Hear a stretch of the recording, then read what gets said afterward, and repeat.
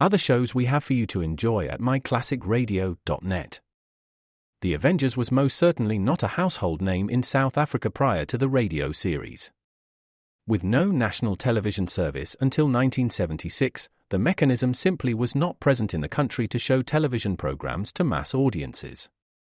While many other countries reveled in the filmed adventures of John Steed and company, South Africa was not equipped to join in the fun. The series took Britain by storm and made a major impression in the American markets, being that greatest of rarities, a British series given a network transmission slot. However, as a filmed series, rather than a videotaped one, The Avengers was able to gain a modicum of exposure in South Africa through film rentals. Come and listen at myclassicradio.net. Other shows we have for you to enjoy at myclassicradio.net. The Black Museum was a 1951 radio crime drama program independently produced by Harry Alan Towers and based on real-life cases from the files of Scotland Yard's Black Museum. Ira Marion was the scriptwriter, and music for the series was composed and conducted by Sidney Torch. Although often mistakenly cited as being produced for the BBC, the series was produced and syndicated commercially by Towers throughout the English-speaking world. Come and listen at myclassicradio.net.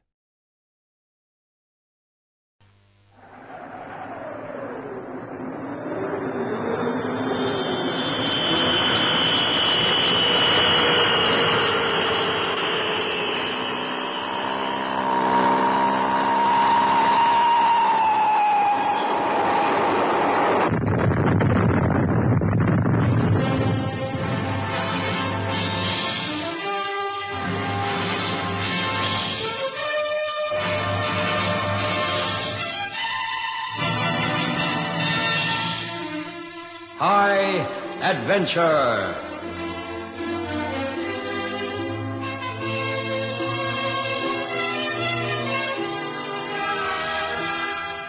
Tonight's story is entitled No War for Lovers.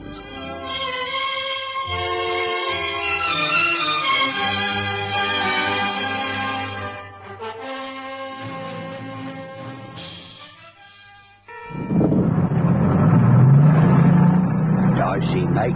Very, very dicey.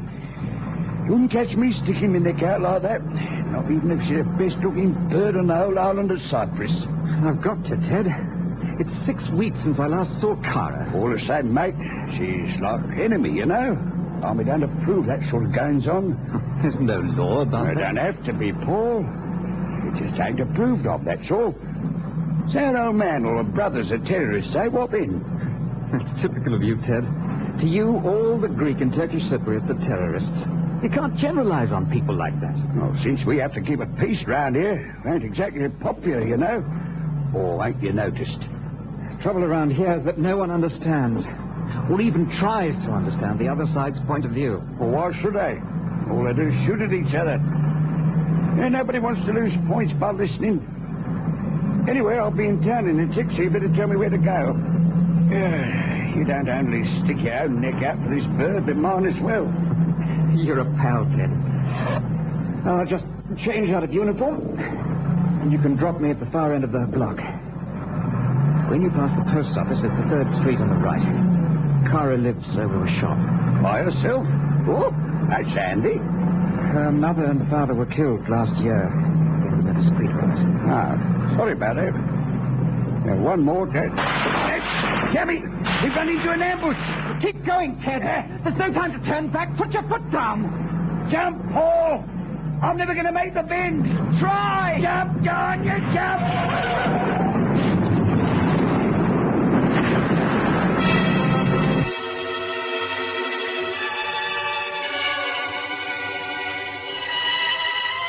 Paul, what are you doing here? We were ambushed by a yoke of terrorists half a mile away. My mate bought it. I've been dodging about for the last hour. I was on my way to see you, love. Oh, you shouldn't have, Paul. It's dangerous. Oh, you know how I want you here with me.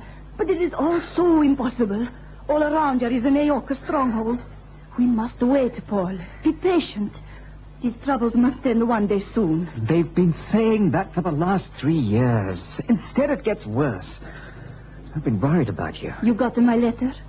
Letter? A week ago. It wasn't important. Just to let you know I'm all right and still in love with you, Paul. Love. Oh, Paul. It would have cheered me up. And you know how I feel about you, love. Here's the people. Something is going on outside. Let me open the window. Right. It's a car down the road. What are they doing? What do the people here do all the time? Shout and wave their hands around. Were you seen coming here? No, I don't think so. I was chased and fired at, but that was over in the main street. Paul, you shouldn't have taken the risk of coming out there to see me. I was passing this way, so the ambush would have happened just the same. You can't leave here until it's dark. The crowd is coming down the street. It is possible they're searching the houses for you. Oh, I'm sorry, love. I shouldn't have come here. Is there a way onto the roof? That is one of the first places they will look. Look, I can't stay. If they find us here together, we'll both be strung up from the nearest lamppost. Take off your clothes and get into the bed. If they come inside, you are sick and asleep. Please hurry. There is no time for argument. Oh, a darn rotten situation. I'm sorry, Cara. We love each other. It is my duty to protect you, even from my own people. Quickly now, into the bed. I will close the curtains. Lie still no matter what happens. Nobody can see you there unless they make a point of looking.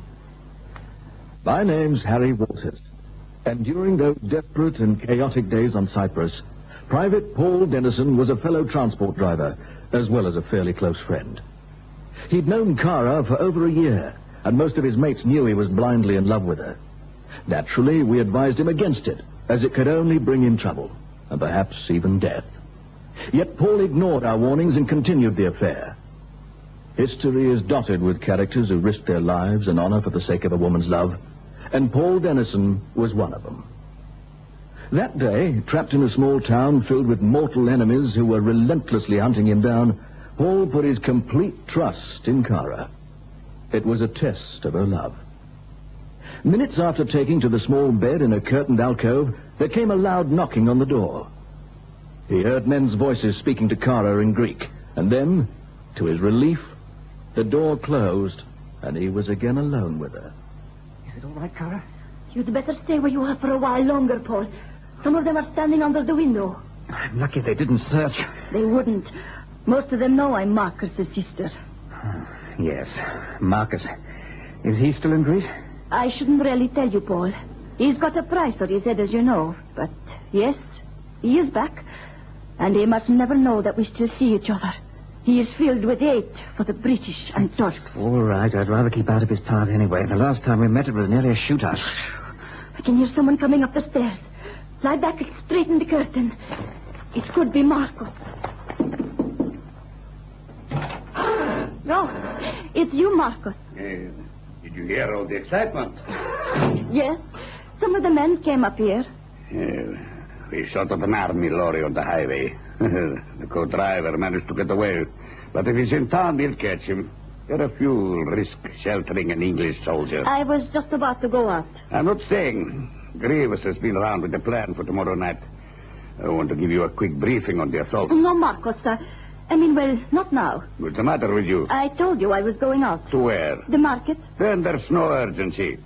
I can't see you before the attack, and Grievous says you must lead the assault group. I can't. You must. You're one of the best we have, Cara. How can you miss a thing like this? Now, listen carefully. The English have set up a fuel and stores dump at the foot of Kirrigan Hill. It's guarded by only 20 men at the most. We assemble at Takis farmhouse at 9 tomorrow evening and attack at midnight. Is all that clear? At Takis? Of course, where else? That's where the last consignment of arms was hidden. Anyway, I must go and help find this damned Englishman. See you tomorrow night. And don't forget, your home group is depending on you. I'll be there. Well, Paul, I suppose you heard and understood all that. Are you shocked? You, Cara, leading a terrorist assault group? It's unbelievable. How many times have you told me you'd rather die than get involved? How could I tell you I operated with Marcos? I love you, Paul, not as an Englishman, but as a person. It goes above our politics. Cara, don't you realize that soon the army will hunt you down? What then? The vast majority of Cypriots are against your army, Paul. We can only win in the end. Perhaps I will die for my cause before. Perhaps you will die for your cause, if you have one. That is war. Cause? You mean the aims of a bunch of gangsters? Paul, am I a gangster? No, not you. You've been misled by this Aoka propaganda. It can't work, this union with Greece idea. The Turks won't stand for it. The Turks are a minority. We will have our own way. Sit down, Paul. No, I must go. If you go now, they'll surely hang you from a lamppost. You must wait until after dark, and I'll guide you to a friendly area. This whole business makes me feel sick inside. Now you know about me. Has it changed your feelings? No. You're still the same, Cara. Why? Why has fate made us enemies? We're not enemies, you and I. Didn't I say that our love goes beyond politics? Look, if we got a chance to run away from all this, would you come with me? You desert the army? For you, I'd blow up the colonel himself. Yes? Yes, I mean desert. And you'll have to desert your Aoka friend. Where could we get to? Anywhere away from this darned island. Just try our luck, that's all. But Paul, have you got a plan? Look, me and a couple of my mates did a big fiddle a while back. We made a couple of thousand out of it. I've got my share stashed away. Enough to buy a boat with. It sounds completely mad. But don't you understand? We'd be free, Cara. Paul, I'll do it. I've also got some money saved up. Organize the boat, Paul, and I'll be ready when you give me the word. Tomorrow? No, not tomorrow. Because of the assault on the fuel dump? I must go. Call it my last act of duty. But there is another reason, Paul. What? Don't be offended, please. But it will remove the temptation of reporting details of our plans. I see. You're forcing me to choose between you and the lives of the men guarding the dump. No. All I ask is that you keep silent. And I promise you, we will sail away from here together. It's not easy. I feel like a damn traitor. Still. Yes? You have my promise.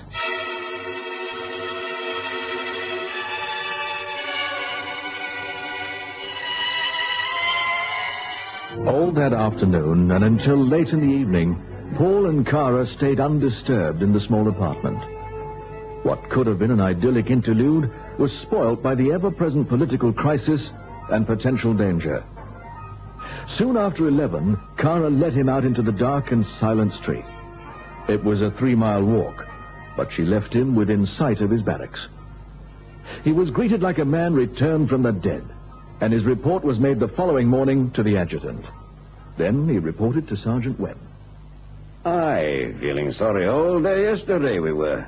We all thought you'd been caught alive and were getting the old torture treatment.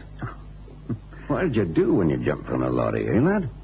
Oh, there were a lot of rocks, Sarge. They chased me, but they must have given up after a while. And then I found some shelter and lay doggo till it got dark. Oh, you were lucky, lad. Darn lucky, let me tell you. Sergeant, we were scheduled to take a convoy of lorries over to Limassol today, weren't we? I want to go on it, if you haven't already fixed the rota. Oh. Did Major Wishart not tell you, lad? It's all off. Nobody's allowed out of camp until further orders, so the convoy's been cancelled. You have a nice rest today, lad, and a report as usual tomorrow. Unless there's an emergency. What's it all for, Sergeant? Oh, I can't be sure, but I think there's an anti-terrorist action in the offing. There's strict security. So strict, in fact, that not even the usual locals are being allowed to work in the camp today. Anyway, Dennison, you can cut along now, and we'll see you back on parade in the morning. Good work. And, I'm sorry about your mate, Ted. He was a good lad.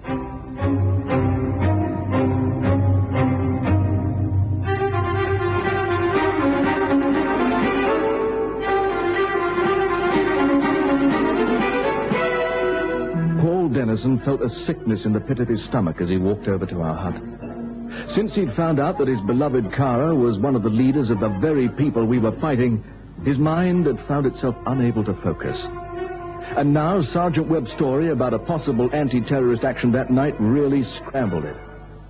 What if it were an assault on this Takis farm he'd heard Marcus mention? Was it possible that the army had learned that the Aoka were meeting there tonight before attacking the fuel dump? If so, would Kara believe it was he who'd given them away? That is, if Kara survived. He tried to comfort himself by the thought that anti-terrorist strikes were happening almost every day. I was sitting cleaning my webbing when he came in. Hello, Harry. Oh, hello. Just a rest. Over at the NAFI. Here, sit down and have a smoke. You look all in. Yes, I am a bit. I should think so after what you went through yesterday. Anyway, you've been knocked off the duty roster till tomorrow. So the side was saying. Look, do you know what all this big security is about? There's something special for tonight, I hear. We're going to give the Aoka gangsters blazes. There's no chance of getting a pass out of the camp, is there? Be easier to get an invite to the Queen's birthday party. Forget it. That little bit of Greek crackling you're stuck on will have to wait a while longer, matey. Weeks since you've seen her, isn't it? Yes, it is weeks. Yeah, look, if you want a bit of advice about her, Paul, play it careful. You never know who the heck she is, and besides, the army frowns on it. Look, I don't need advice, and I know the score. Yeah, I was only trying to be helpful. So there's no chance of getting out at all, is there? Yeah, you're not deaf, are you? It's impossible to get out of the gate. Yeah. Why don't you like that snap I gave you? I want to go on the duty roster for tonight, then. Yeah. Well, you're a bit late. It'll have been made up by now. Well, I'll get someone to swap. Go and chat up Corporal Watson. Maybe he can fix you up. But it beats me why you want to go risking your neck again after yesterday. I got my reasons.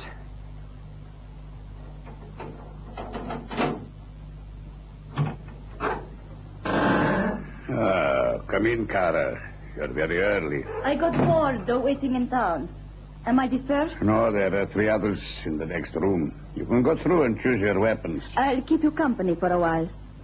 You're looking a lot better than when I saw you at the apartment. I had a bad headache. And now? I can't wait to get started. That sounds better. But this is my last operation for a while. Why? After tonight, I'm handing over my command to Melita. I want to go away for a few weeks. I need a break from all this. Melita will be a poor substitute. I'm going, Marcos. Melita can cope. I can't understand you. This Englishman you are seeing doesn't come into the picture, does he? No. Now stop asking questions. How many are we mustering? There are 11 in my group. Let me see, Georgios, Parademos, Niki, say about 80 altogether. Quite a show, as the English would say. They won't be saying it when we hit them. Fuel and ammunition dumps are my favorite target. They make such a display when they go off. Come in. Oh, it's you, Dennison. Close the door. Yes, Sergeant. Oh, Corporal Watson tells me you want to go on the roster for tonight's show. That's right, Sergeant. And he told you that it was too late. But after that, you went to Driver Harrison and asked him to swap duties. Is that correct? Yes, it is. He agreed, Sergeant. But I don't agree. You had a rough time yesterday, and I think you should rest. Tomorrow we're sending 6 lorries to Lanaka. You can go with them. Please, Sergeant, I want to go with the chaps tonight. Yeah. This is not a vengeance thing, is it? No, Sergeant. I just want to keep active. It could be a stiff fight, laddie. We're only using a small force in order to maintain secrecy. Now, what did Driver Harrison say to your request? He said he'd do it if I could make it official. You've been a good man, Dennison. Apart from that time you were larking about with that Greek female. Oh, I'm glad you got over it. Well, I don't suppose he could do much harm. Then I can go, Sergeant? You can go with your mate, Harry Walters. He'll keep an eye on you. You know your way around over by Kindos, don't you? Kindos? Yes, Sergeant. Good. I got the orders here for briefing. We're going to trap a large group of terrorists at a small holding there. owned by an undesirable character called Georgius Tarky. We had a tip-off from a reliable source. Should be quite a show. Now then, you cut along to Corporal Watson. You'll be driving a troop carrier. We were just ready to roll when Paul joined me. At 9 exactly, we left the camp and drove in the opposite direction to our destination. This was to bamboozle any of the enemy who might have been watching. 8 miles farther on, we turned inland and curved towards our real objective. The farmhouse was set at the head of a valley, which was rocky and littered with meager scrub. We're very close now. Yeah, you're dead right. Hey, look, we're being signaled in to the side of the road. The assault troops will walk the rest of the way, I suppose. If they're using their loads, they'll occupy the road of the valley first.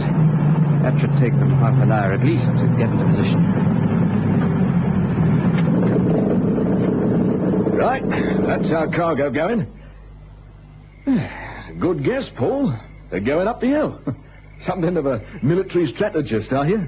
No, I just happen to know the valley. I came here with Kara once for a picnic. Yeah, Kara, that was her name.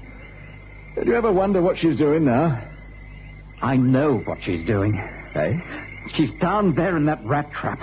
You're kidding. I'm going to get her out while there's a chance. Oh, like heck you are. Do you realize what you're... Now listen to me, Harry. I'm quickly going to tell you why she's down there and why I'm going after her. Then I'm dodging off. If you want to send the balloon up after me, you can. Now just give me a few minutes to get out of here, please. Yeah, look, you can't go warning that lot we're here. Look, I won't. I swear it, Harry. I just want to get Kara out. Now listen to me. May heaven forgive me, but I let him go in peace after hearing his story. I even offered my half of the money we'd fiddled so he could buy a better boat. I was the only one who saw him melt into the dark shadows at the side of the road. Then, not 5 minutes later...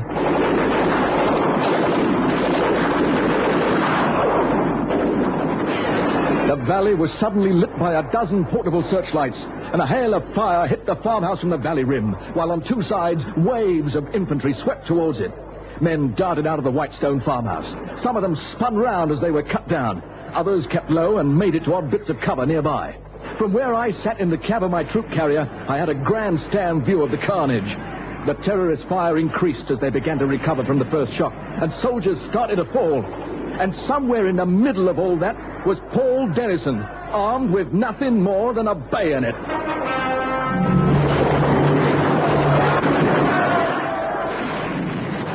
The battle continued for at least 15 minutes before groups of Aoka men began to throw down their arms and surrender. Even the worst fanatic must have seen the hopelessness of their position. As more and more laid down their weapons and raised their hands, the heavy firing ceased, and troops filtered among the terrorists, picking up the abandoned arms. It was still somewhat chaotic closer to the farmhouse, as a number of men were still holding out from the shelter of its walls. 100 yards from the building lay Paul. He was playing dead when any figure came close. It was only when, a few yards away, he saw Kara rise from behind a boulder that he made a move. She was in the act of throwing down a rifle. He could see her clearly in the brightness of the searchlights. He rose slightly and called, Kara! Kara, it's me, Paul! Quickly, come over here. Paul, why? You promised. Promised what? Oh, I see. You betrayed us. Oh, Kara! I didn't kill them. Oh, Paul, I didn't mean to. Oh, Paul. They knew, Kara. When I got back, they already knew. I swear it. Oh, Paul, why did you come here? To save you. Look, it's only my arm. Come on. There's still time. Your soldiers are everywhere. Quickly! Not over there! Where? If we run, come on! Stop! Open fire! Keep running!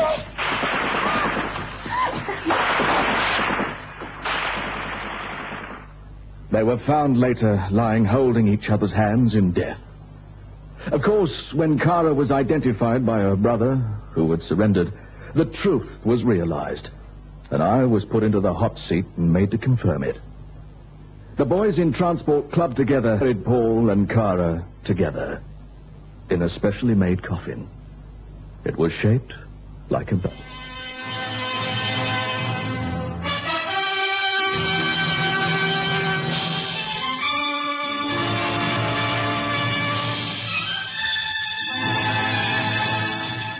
High Adventure is produced by Anne Freed and directed by Henry Diffenthal.